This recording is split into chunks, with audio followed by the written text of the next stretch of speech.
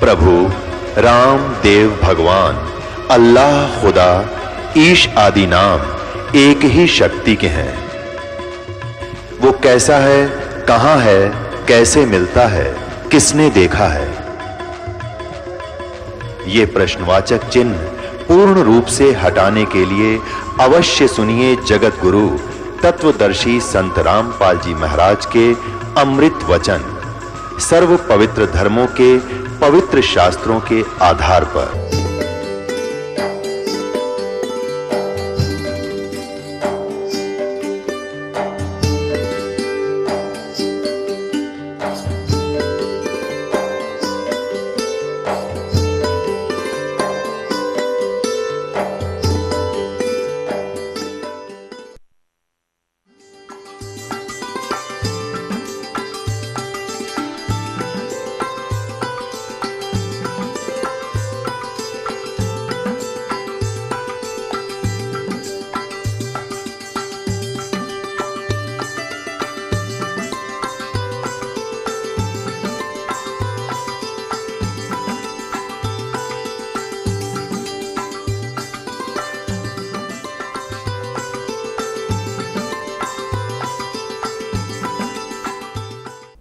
बोलो सतगुरुदेव की जय।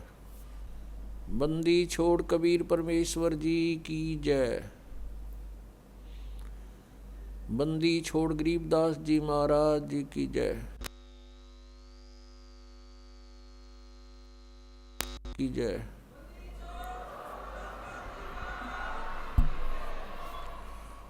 सत साहिब गरीब नमो नमो सतपुरुष को नमस्कार। गुरु की नहीं सुर नर मुनि जन साधुआं संतों सर्वसदी नहीं।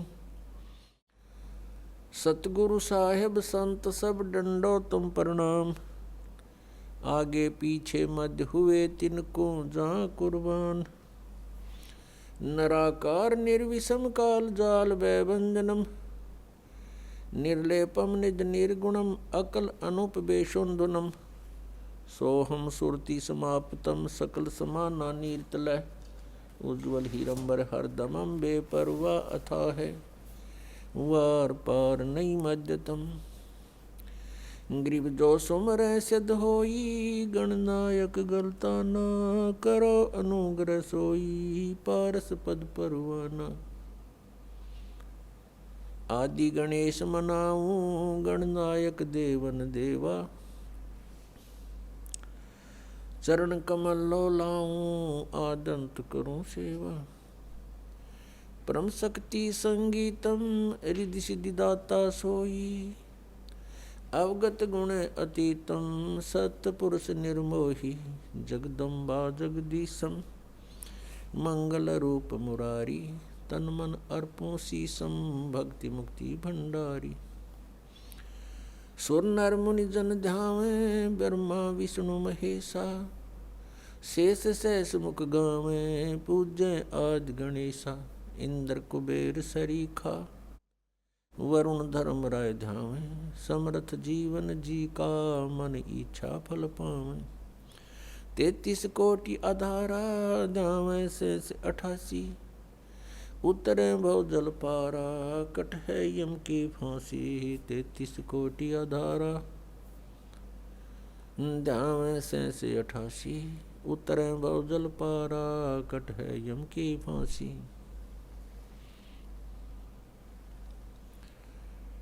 कर जोरूं विनती करूं धरूं चरण पर शीश। गुरु जी राम देवानंद जी महाराज ने दियो नाम बख्शीश।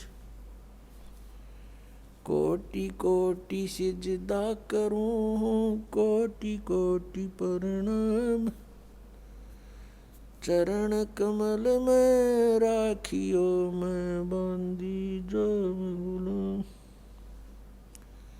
कुत्ता हूँ गुरुदेव का रामपाल दास का नाम। गले प्रेम की जेवड़ी झांखे चोवा जाऊं तो करो तो बावड़ू दूर दूर करो तो जाऊं जो राखो तो ही रहूं जो देवो सुख जय इब के सतगुरु मिले सब दुख आँखों रोए चरणों ऊपर शीश धरूं कहूँ जो कहनी हो कबीर गुरु जी मिलेंगे पूछेंगे कुशलात आदि अंत की सब कहूँ अपने दिल की बात गुरु जी तुम ना भूलियो चाहे लाख लोग मिल जाएं हमसे तुमको बहुत है तुम जैसे हमको नहीं तुमरे विसारे क्या बने मैं किसकी शरण में जाऊं शिव बिरंच मुनि नारदा तिनके हृदय न समाऊं अवगुण किए तो बहुत किए अवगुण किए तो बहुत किए करत नवनी हार बावे बंदा बख्श दियो बावे गर्दन उतार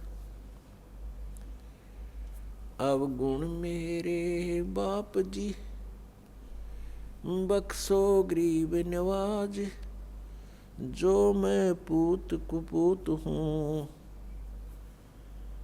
बोहर पिता को लाज मैं अपराधी जन्म का नक से भरे विकार तुम दाता दुख भंजना मेरी करो संवार सूरत करो मम साइया हम हैं भव जल माही आप ही बह जावांगे जो तुम न पकड़ोगे बाण हे बंदी छोड़ दयाल जी तुम तक हमारी दौड़े जैसे काग जहाज का अब सूझती और न ठोरे परम पिता परमात्मा पूर्ण ब्रह्म कबीर परमेश्वर जी की असीम कृपा से आज हम सबको ये सत्संग सुनने को मिला।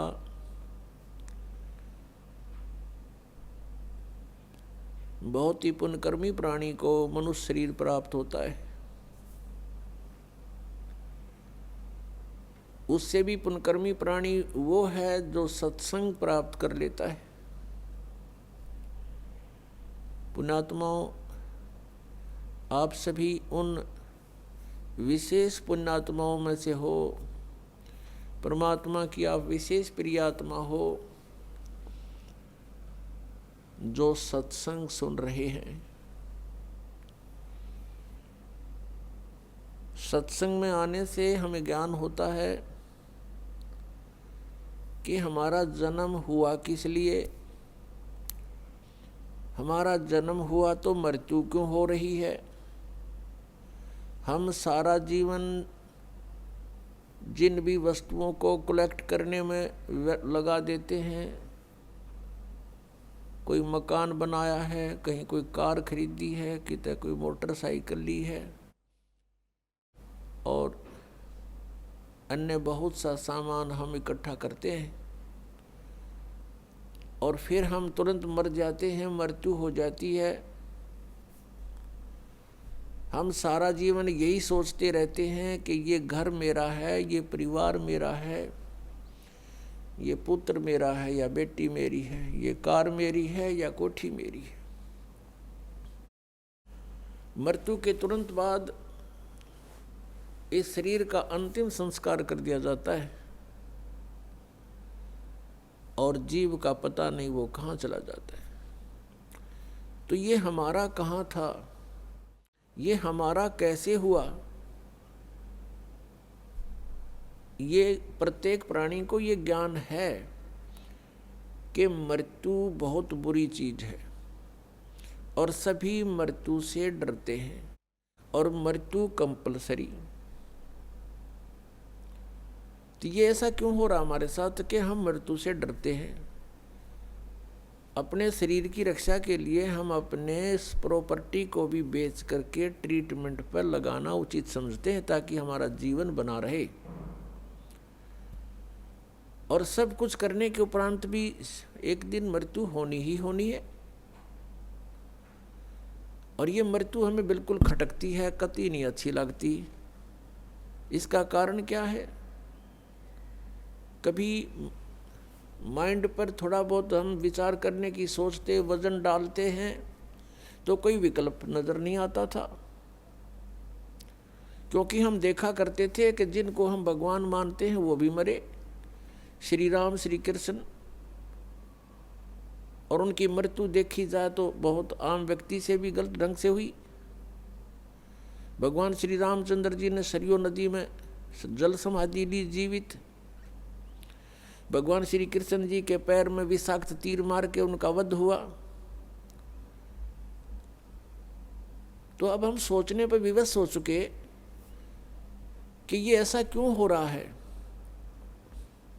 पहले तो हम इतना वजन नहीं देते थे क्योंकि हम सोच लेते थे मृत्यु होगी, लेकिन अभी नहीं। कोई 20 वर्ष का है, कोई 30 वर्ष का है, वह सोचता भी थोड़ा मरना। मेरी तो 60, 70, 80, 90 वर्ष की उम्र बताते हैं, और जो 80, 90 तक पहुंच चुके हैं उनसे पूछकर देख लो, वो भी नहीं चाहते मृत्यु हो।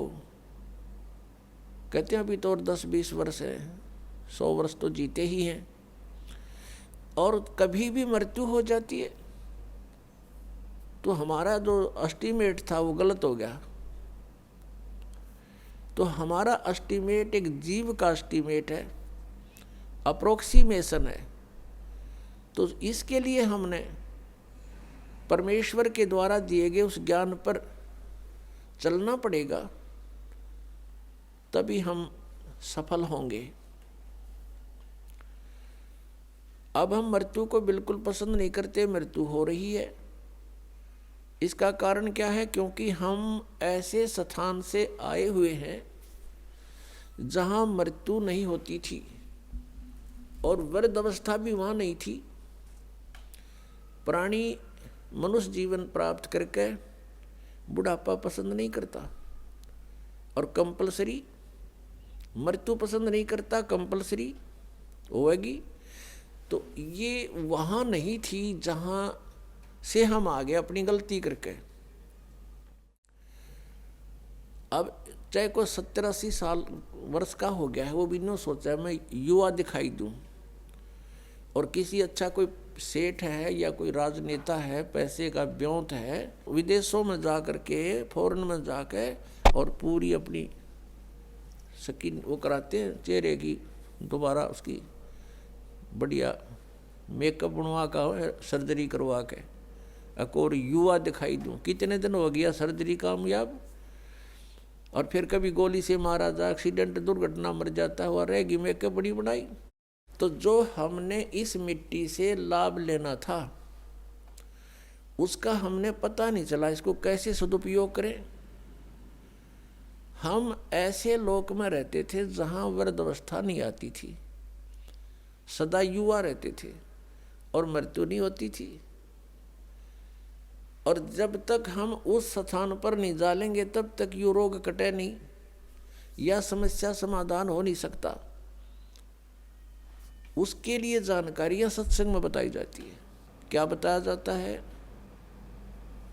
तू कौन कहाँ से आन फंदा, देखो आगे बिरानी क्यों जलता, तू कौन कहाँ से आन फंसा, यहाँ आगे बिरानी क्यों जलता, चल थीर करूं अवगत नगरी, जहाँ चोर सुहंगम अजब ढूरता।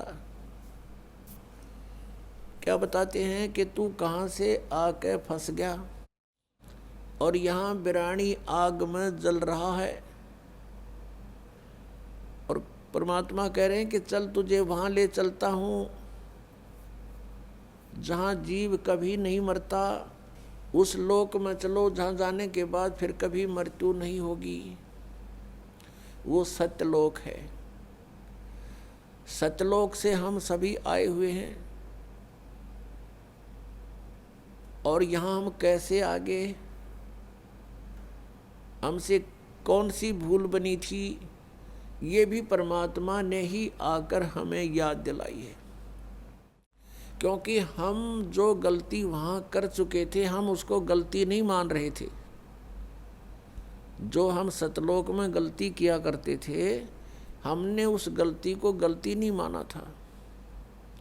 इसलिए हमें आज तक भी ये महसूस नहीं हुआ था कि हमने कौन सी गलती कर दी जो यहाँ दुर्गति हो रही है।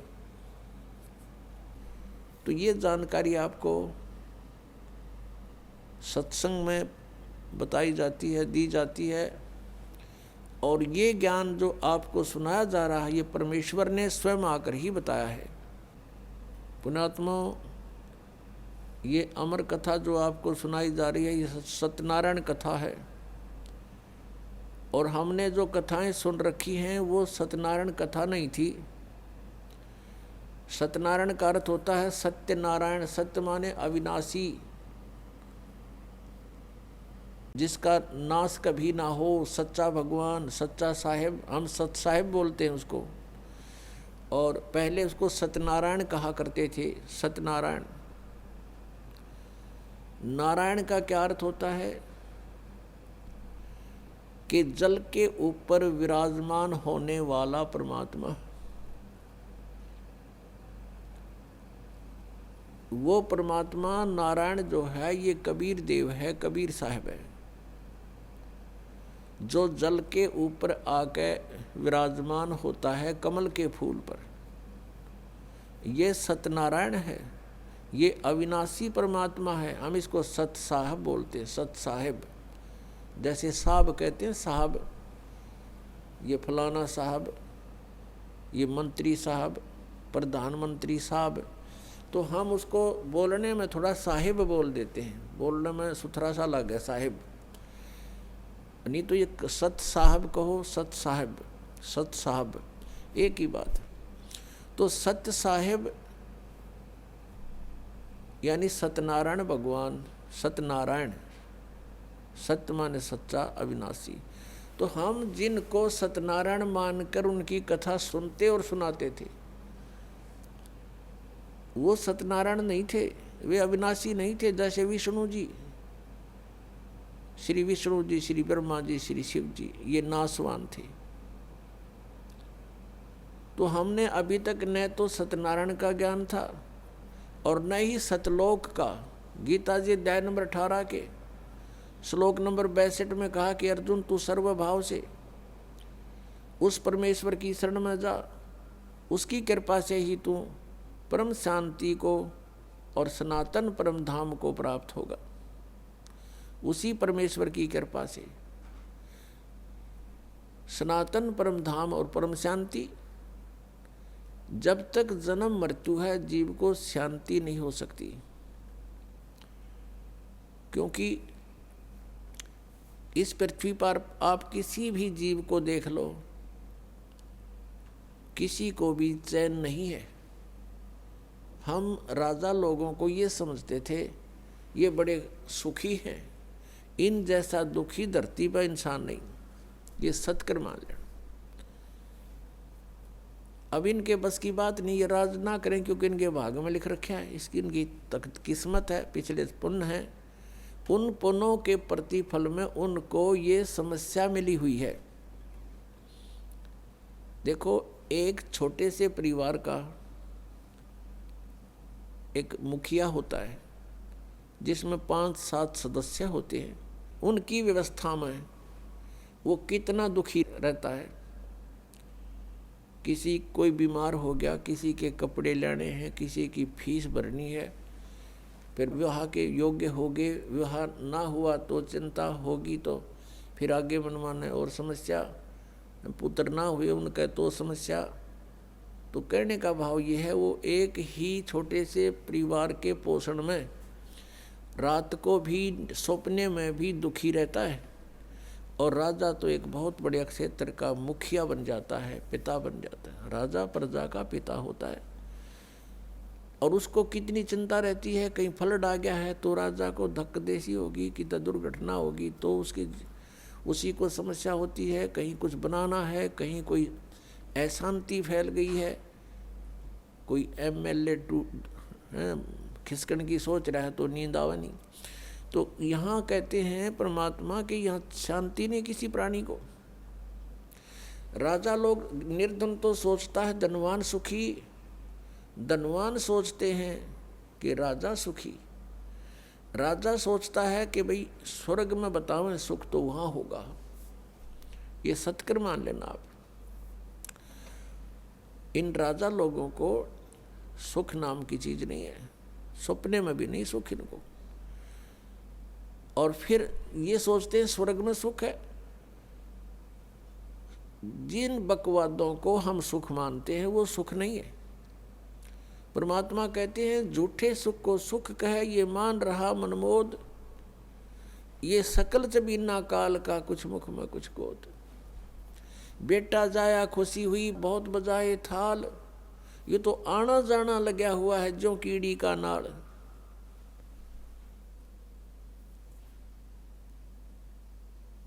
अब राजा सोचते हैं कि स्वर्ग में सुख होगा।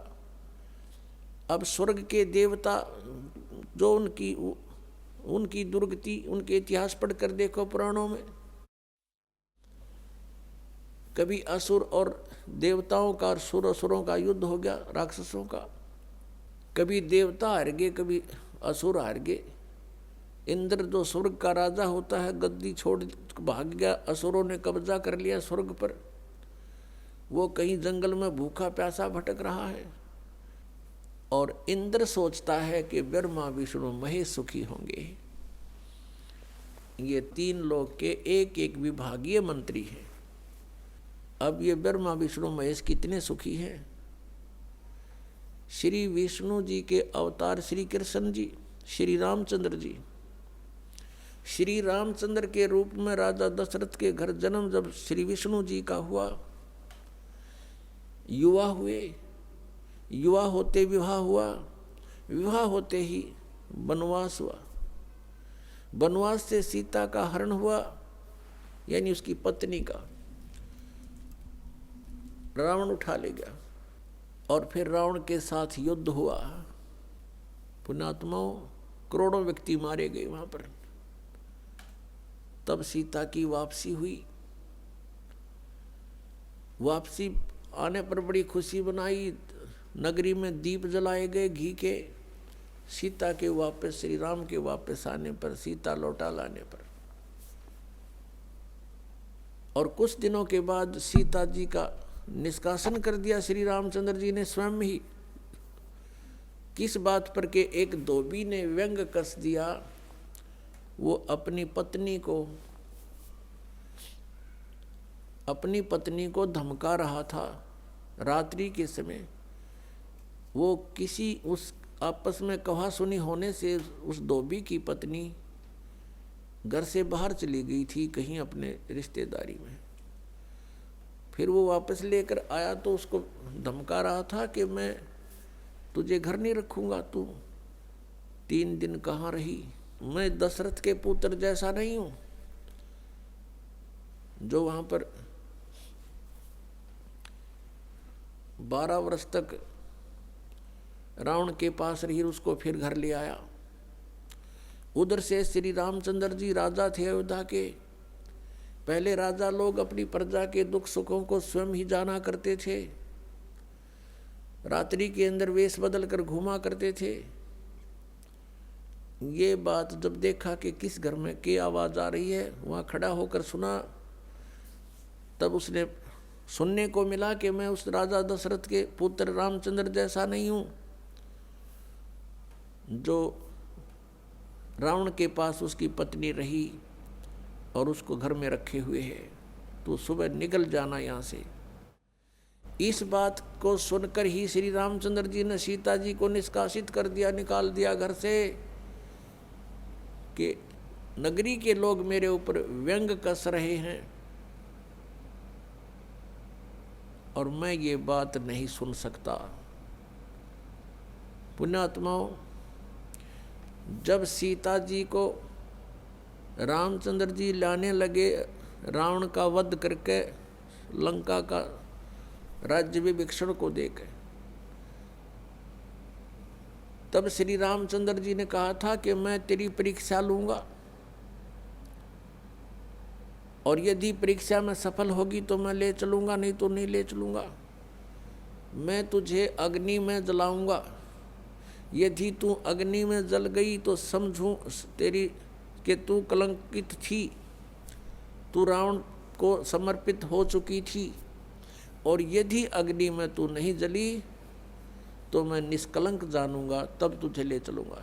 ऐसा ही किया गया, सीता को अग्नि में बैठा दिया और हजारों की संख्या में दर्शक थे, सीता जी नहीं जली और सब ने कहा कि भगवान निष्कलंक है, माई निष्कलंक है। और इतनी कठोर परीक्षा लेकर के वापस अपने घर लाया था और फिर एक व्यक्ति के कहने से श्री रामचंद्र जी ने उसको निकाल दिया, अपनी पत्नी को। तो कहाँ गई वो उसका अपना जजमेंट? तो ऐसे ये राजा के योग्य भी नहीं थे ये लोग, और हम इनको भगवान मान रहे थे। एक गर्भवती औरत को अपनी को घर से बाहर निकाल देता है, कहीं मरो कहीं जाओ, कोई बात थी या? फिर परीक्षा लेने की क्या जरूरत थी? और क्यों इतनी दुनिया मरवाई, फिर छोड़ देता रहे, रावण के पास ही रहती हो। पुण्यात्माओं, यहाँ का राजा काल भगवान है और ये नहीं चाहता कि यहाँ के प्राणियों को परमात्मा का पता लग जाए, जिस कारण से इसने इनको भगवान सिद्ध करवा रखा था अपने नकली दूतों के माध्यम से। और फिर क्या होता है लास्ट में, श्री रामचंद्र जी ने अश्वमेघ यज्ञ घोड़ा छोड़ दिया कि पूरी पृथ्वी पर शासन प्राप्त करने के लिए कि इस घोड़े को जो पकड़ेगा वो युद्ध करे मेरे साथ। वो घोड़ा उन्हीं के पुत्रों ने, जो सीता जी ने बाहर जाके जन्म दिया था ऋषि वाल्मीकि की कुटिया में, एक पुत्र गर्भ में था, दूसरा फिर वाल्मीकि जी की मिसअंडरस्टैंडिंग के कारण एक घास से, यानी कुसा से, या घास होती है डाब, इससे एक लड़का बनाया था। ये अलग कहानी है, फिर बताएंगे। तो लव और कुश नाम से प्रसिद्ध हुए। लव तो सीता के गर्भ से जन्म हुआ था और कुश को वाल्मीकि जी ने अपनी भक्ति शक्ति से उसको बनाया था। लव और कुश युवा थे, उन्होंने वो श्री रामचंद्र जी का घोड़ा पकड़ लिया। फिर उनका पिता पुत्रों का युद्ध हुआ तो दोनों ने छक्के छुड़ा दिए राम के, और सीता जी फिर भी उनके हाथ नहीं आई और वो पृथ्वी के अंदर समा गई। और श्री रामचंद्र जी ने आकर के सरयू नदी के अंदर, अयोध्या के साथ से बह रही एक सरयू दरिया, उसमें जल समाधि ले ली इसी दुख में। अब श्री कृष्ण जी का इतिहास देख लो। श्री विष्णु जी अवतार, श्री कृष्ण जी श्री राम वाली, श्री रामचंद्र जी के जीवन वाला भोग भोग के वो प्राणी श्री कृष्ण रूप में फिर जन्म हुआ। सारा जीवन दुखी रहा श्री कृष्ण, सारा जीवन जेल में जन्म हुआ, माता पिता कैद में, कभी मामा शत्रु हो गया, कभी पूतना मारने जा रही है, कभी केसी, कभी चाणोर शत्रु हो गया, कभी जरासिंह लड़ने को आ रहा है, कभी शिशुपाल से युद्ध हो रहा है, कवासुनी हो रही है, और कभी फिर काल्यवन आ रहा है। इस दुख में श्री कृष्ण जी ने मथुरा का त्याग कर दिया और ऐसे स्थान पर रहने लगे जहां कोई ना पहुंच सके। समझदार व्यक्ति यही सोचते हैं, राड से बाढ़ अच्छी होती है, झगड़े से बचाव अच्छा होता है। श्री कृष्ण जी उन सबको भी मार सकते थे, क्योंकि वो त्रिलोक के में एक विभागीय मंत्री है, एक विशेष शक्ति होती है प्राणी में, वो उनके अंदर शक्ति थी। लेकिन यही सोचा था कि किस किस ने मारूं, या तो सबकी बुद्धि भ्रष्ट। तो श्री कृष्ण जी ने द्वारका बनाई। समुद्र के बीच में एक टापू था जिसका केवल एक गेट था, द्वारिका, एक द्वार की नगरी।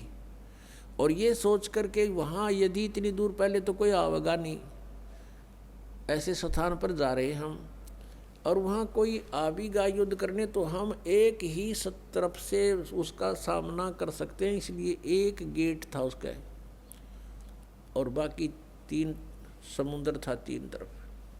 तो वहाँ श्री कृष्ण जी चले गए, अपना अधिकतर सारा ही जीवन वहाँ व्यतीत किया।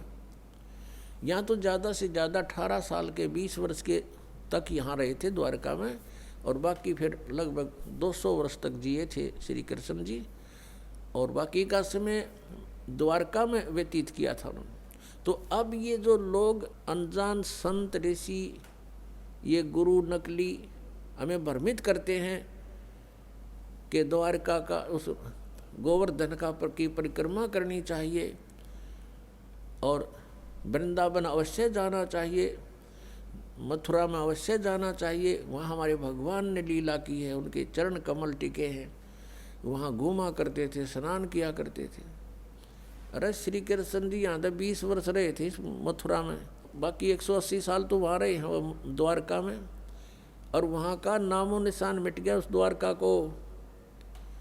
इसलिए वहाँ खत्म की द्वारका, समुद्र में डूब गई श्री कृष्ण जी की मृत्यु के बाद, और यादों का विनाश हो गया था, आपस में लड़के मर गए थे, और जो बाकी शेष औरतें बची थी उनको अर्जुन ले आया था, सब खाली हो गई थी द्वारका। उसके बाद वो समुद्र ने डबो दी थी, अंदर चली गई। कारण यही था कि भगवान ने सोचा कि यहाँ आएंगे फिर ये धक्के खान द्वारका में इतनी दूर, इसलिए उसका नामो निशान मिटवा दिया था। अगर आज द्वारका होती तो ये नकली कहते द्वारका में भगवान रहे थे, वहाँ जाया करो, वहाँ बहुत पुण्य होता है। उस द्वारका में तो सत्यानाश होया था, सारे यादव कटका मर गए थे वहाँ पर। आज भी जाते हैं वहाँ बहुत से श्रद्धालु। तो कहने का भाव यह है कि जब तक आत्मज्ञान बिना नर भटके, इस तत्व ज्ञान बिना नर भटके, कदे मथुरा कदे काशी। फिर श्री कृष्ण जी का फिर कैसे अंत हुआ? श्री कृष्ण जी के सामने पूरा यादव कुल आपस में लड़का मर गया, पोते पड़पोते रिश्तेदार सब आपस में कट कर मर गए। और वो सारा सांग देख कर, वो सारा अनर्थ देख कर जब श्री कृष्ण जी की मृत्यु हुई, एक परिवार के सामने एक आधे की मृत्यु हो जाती है, उसका कलेजा फट जाता है, रो रो के पागल हो जाता है इंसान। तो पुण्यात्माओं, आज तक हमें सत्यनारायण कथा नहीं मिली थी, और ये सत्य कथा है। सत्यनारायण का अर्थ है सच्चा भगवान, और सच्चे भगवान की सच्ची कहानी, सच्ची कथाएं। तो प्रसंग चल रहा है कि परमात्मा ने बताया कि तुम जब तक जन्म और मृत्यु के अंदर हो, सुख नहीं हो सकता, शांति नहीं हो सकती। अब इंद्र सोचता है ब्रह्मा विष्णु महेश सुखी होंगे। अब इन ब्रह्मा विष्णु महेश की आप देख रहे हो, श्री राम की, श्री विष्णु जी की, श्री कृष्ण जी की कैसे दुर्गति हुई। श्री कृष्ण यानी ब्रह्मा विष्णु महेश सोचते हैं कि परमात्मा कोई और है, हम सुखी नहीं हैं। अब प्रसंग चल रहा है कि सत्यनारायण कथा जो है, सत्यनारायण का अर्थ है अविनाशी परमात्मा।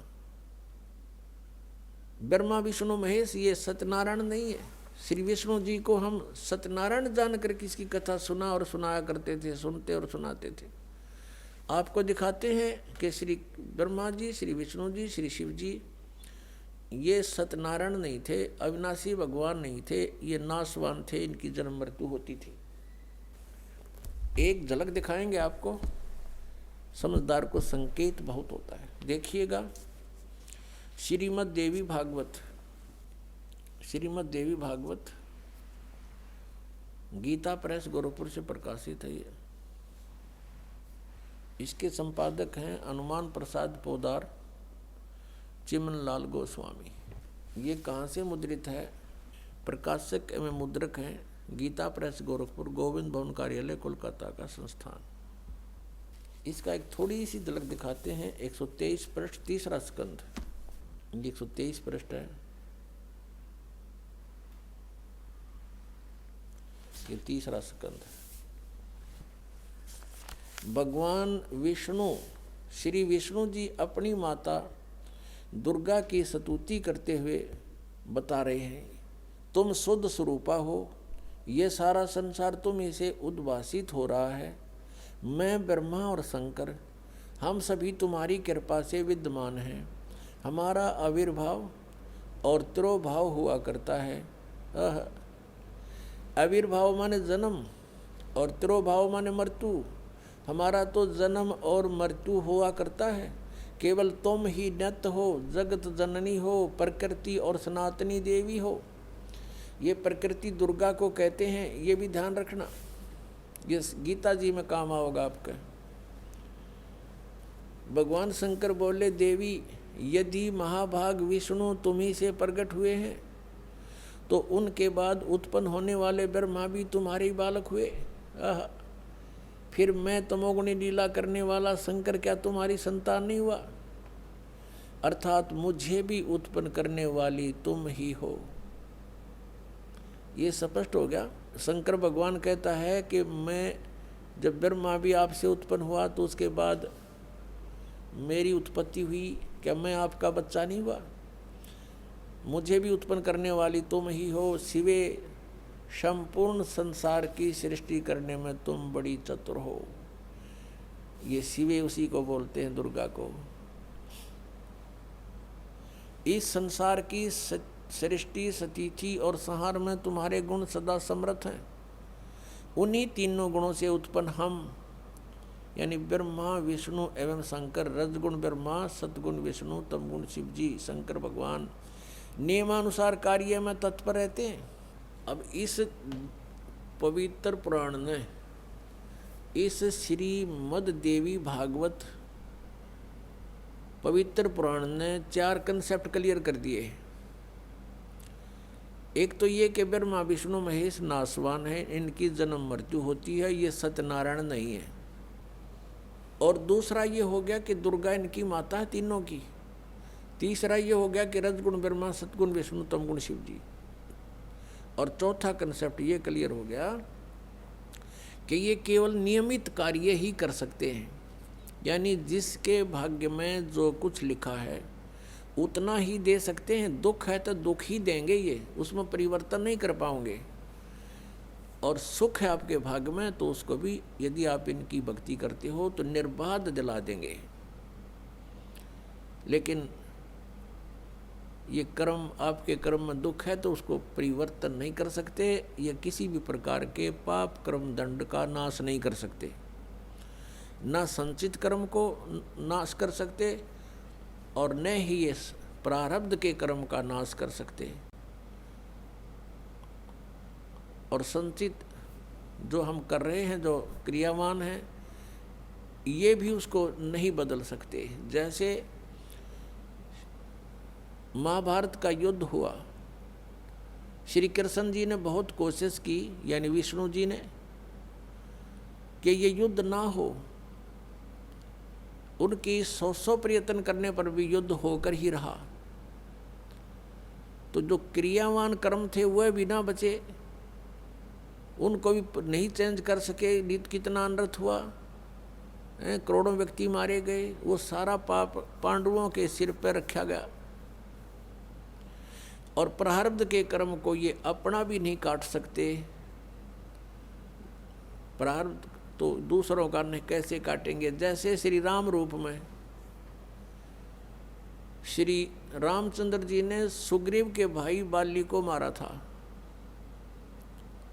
धोखा देकर वृक्ष की ओट लेकर तीर मारा था, उसका भी बदला देना पड़ा, वो भी कर्म दंड भोगना पड़ा।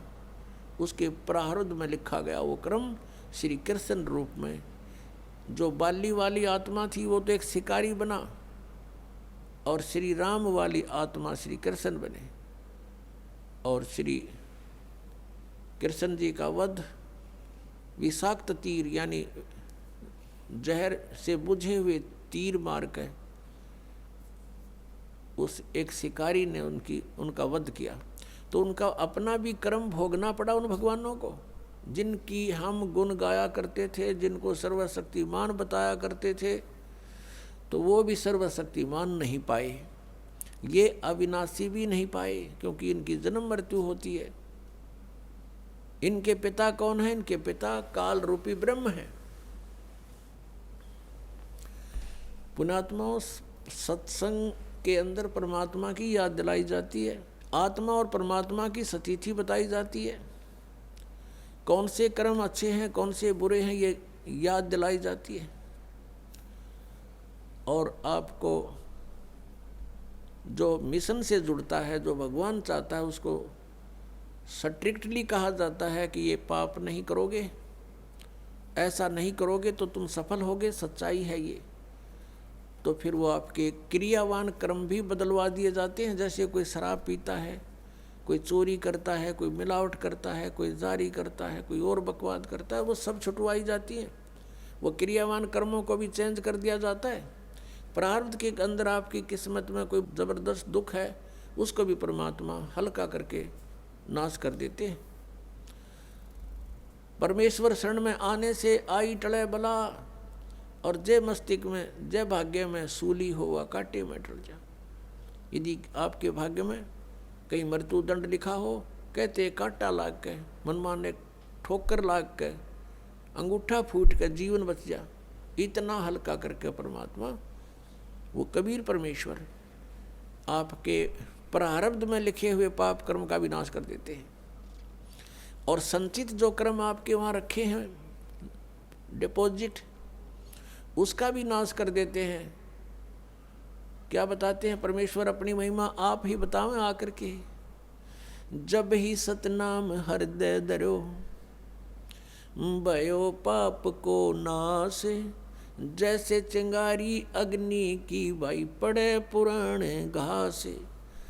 हमारे संचित कर्मों का ढेर लगा पड़ा है। हम आप जी को अब मिली है सत्य साधना, जो सच्ची साधना करनी चाहिए थी। इस सत्य साधना को ना करके हम जितने भी क्रियाएं करते थे वो शास्त्र विधि को त्याग कर मनमाना आचरण था, वो भगवान के विधान के विपरीत था। श्रीमद् भगवत गीता अध्याय नंबर 16 के श्लोक नंबर 23 में लिखा कि अर्जुन, शास्त्र विधि को त्याग कर जो मनमाना आचरण करते हैं, अर्थात मनमानी पूजाएं करते हैं, जो शास्त्र अनुकूल नहीं है, तो उनकी न तो गति होती है और न ही उनको कोई सुख होता है और न ही उनको कोई सिद्धि प्राप्त होती है, अर्थात यूजलेस। और इन तीन कामों के लिए ही हम भगवान की भक्ति करते हैं। और वही उन साधनाओं से कोई लाभ नहीं होता जो शास्त्र विधि को त्याग कर मनमाना आचरण करते हैं। तो उन क्रियाओं से हमें पुण्य बना नहीं, भक्ति धन जुड़ा नहीं, और जो साधना हम करते थे शास्त्र विधि को त्याग कर, उससे पुण्य के स्थान पर पाप बनते रहे।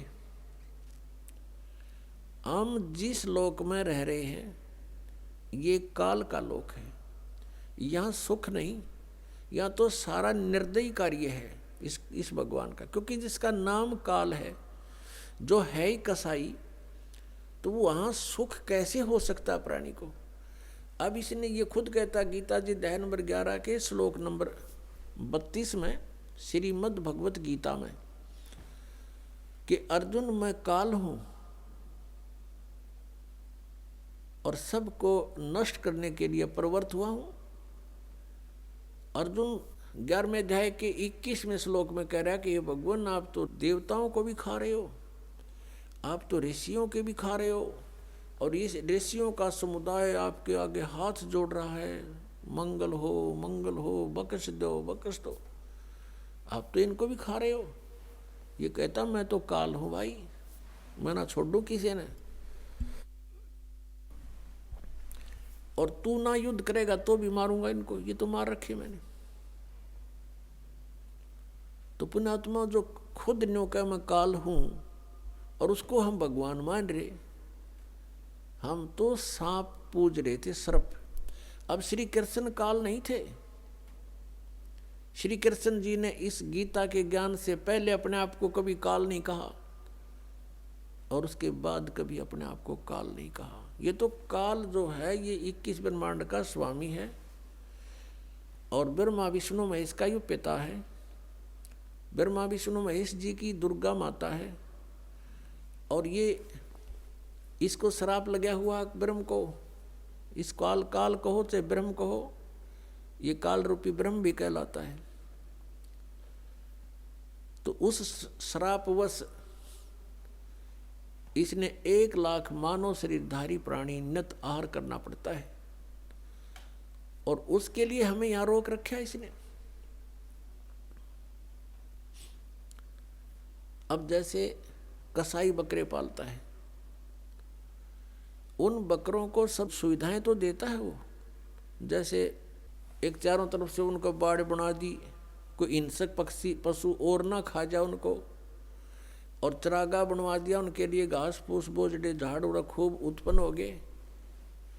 एक तालाब बनवा दिया, एक शेड डलवा दिया घास फूस का यानी झोंपड़ी, सर्दी लगे तो उसमें आ जाएं, वर्षा आवे तो उसके नीचे खड़े हो जाएं, और चारा खूब बढ़िया उनके लिए उपस्थित होता है। अब वो बकरे ये सोचते हैं कि हमारा जो मालिक है कितना अच्छा है, कैसी सुविधाएं हमें दे रखी है, घास दे रखा है खाने को, चरागाह दे रखे हैं और तालाब बनवा रखा है। अब उन बकरों की इतनी ही बुद्धि काम करती है, लेकिन वो उस समय को भूल जाते हैं जब आता है कहीं से उसको ऑर्डर 20 बकरों का, 10 बकरों का, बकरियों का, तो वो क्या करता है, जाकर के उनसे लेकर डंडा और छांट लेता मोटे मोटे।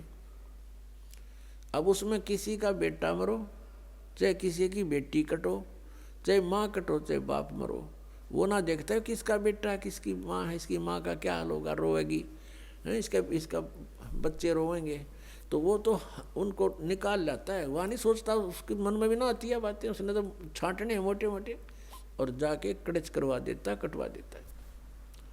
तो यही हालत आप जी की हमारी यहाँ पर हो रही है। आप देखते हो दुर्घटना में परिवार नाश हो जाता है। वैसे किसी आपदा में जैसे भूकंप आ गया, वहाँ पर अक्षेत्र नष्ट हो जाता है।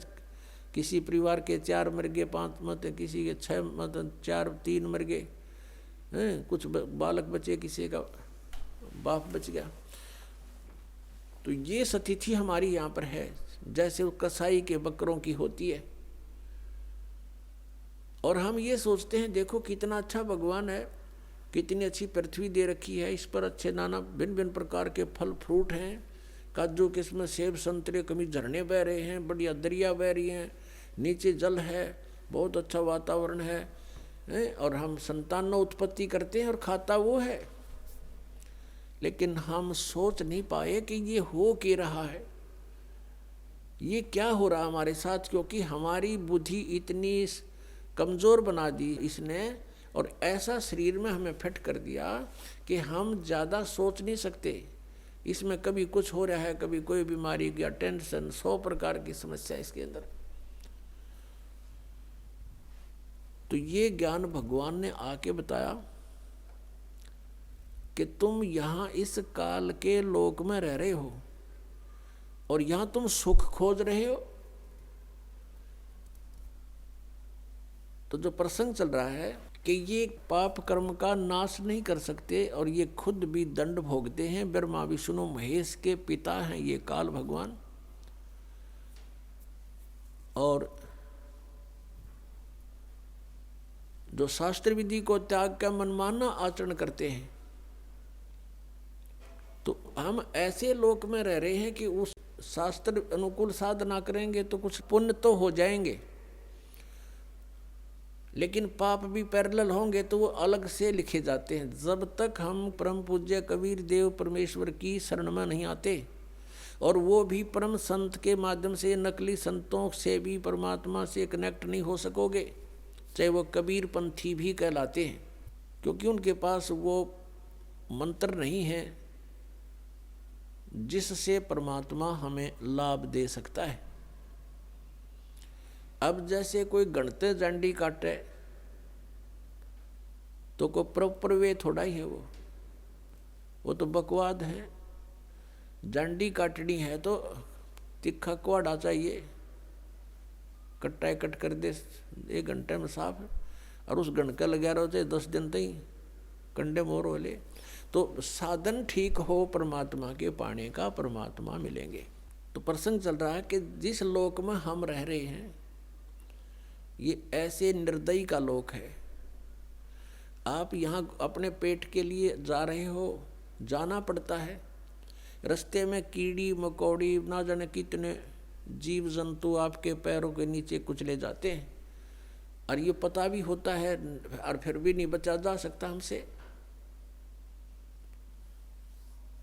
परमात्मा कहते हैं पृथ्वी ऊपर पग जो धारे और करोड़ जीव एक दिन में मारे।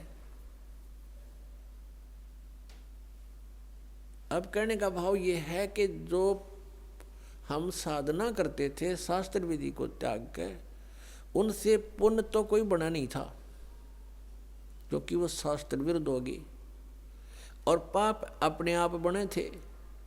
जैसे 1 एकड़ जमीन है, यानी कोई 2-4 एकड़ जमीन है, उस जमीन में, उस पृथ्वी पर यदि उस जमीन से हम कुछ लाभ लेना चाहते हैं, जैसे कणक उगाना चाहते हैं, गेहूं चना बाजरा ज्वार कोई भी फसल हम बनाना चाहते हैं, तो उसके लिए हमने एक विशेष प्रयत्न करना पड़ेगा। वो घास पहले वाला काटना पड़ेगा, उसमें कोई झाड़ बोझड़े उग गए हैं वो काट काट के बाहर करने पड़ेंगे, और फिर हल से ट्रैक्टर से यानी परिश्रम करना पड़ेगा और पैसे लगाने पड़ेंगे।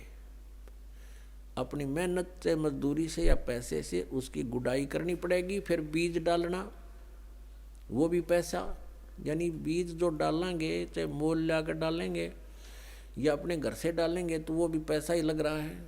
फिर सिंचाई का, उसके ऊपर फिर अपनी पर्सनल मेहनत, ये सब इतना व्यय करके और समय भी सारा दिन उसी के चक्कर में लगे रहना, तब जा कर के कहीं फसल बनती है, गेहूं प्राप्त होते हैं।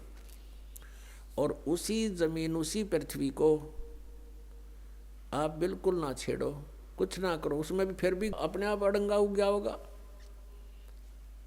अपने आप इतना कुबाड़ो उसके अंदर उत्पन्न हो जाएगा, वो दिखे भी नहीं पृथ्वी है यहाँ पर, तो वो यूजलेस है। तो पुण्यात्मा, वो घास तो आप पे बन गया, वो अड़ंगा कुबाड़ तो आप पे उग गया, और फसल बनाने के लिए कितना प्रयत्न करना पड़ा, और वह भी फसल हुआ तो वरना भी हुआ। यहाँ के जो साधनाएं थी वो ऐसे टाइप की थी जैसे कोई इंद्र की गद्दी प्राप्त करने के लिए, स्वर्ग का राजा बनने के लिए तप या यज्ञ करते हैं, तो उनकी यज्ञ या तपों को खंड करवा दिया करता था वर्तमान राजा इंद्र। क्योंकि यहाँ राजनीति चलती है, धर्म नीति नहीं चल सकती। धर्म नीति तो परमात्मा के चरणों में आने के बाद हम राज्य की इच्छा त्याग कर ही धर्म नीति को पर चल सकते हैं, उसको सफल कर सकते हैं।